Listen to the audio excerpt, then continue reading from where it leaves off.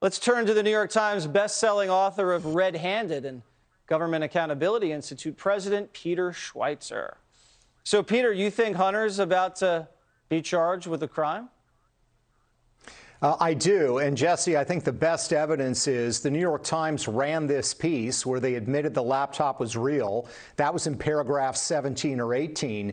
But the story was basically about the grand jury looking into Hunter Biden. And the New York Times got a lot of cooperation from Team Biden, and they were clearly trying to position themselves on the assumption that Hunter Biden is, in fact, going to be indicted. That's why I think they cooperated. And I think the challenge and the problem they have, Jesse, is that if Hunter Biden is indicted, that opens up the whole can of worms in terms of Joe Biden's financial connections that you talked about earlier. So take us through those connections. We know about credit cards, joint bank accounts. We know Hunter's boys were doing Joe's taxes at one point. If dirty money was coming in from overseas, untaxed money, and was funneling its way into Joe's pockets, what does that mean in terms of his criminal exposure?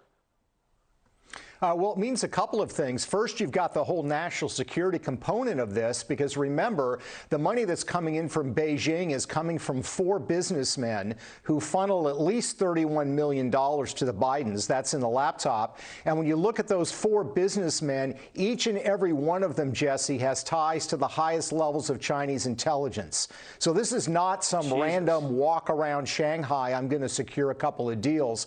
This was orchestrated. But in terms of Joe Biden, legal problems, he was getting subsidized by his son, paying the monthly bills, paying for renovations on his home up in Delaware. That's not allowed. A federal law does not allow politicians to be subsidized by family members. But you have the other issue of who's paying the taxes. If you give money to somebody above $15,000 a year, somebody's got to pay the gift tax on that. Did Joe Biden pay that money? Did he claim that money on his income? No. If you look at the tax returns, his financial disclosures, he did not. So this gets messy real fast. And the question, Jesse, becomes, does Hunter Biden become the sacrificial lamb? Does he end up taking a plea deal that might even mean jail time in order to protect his father?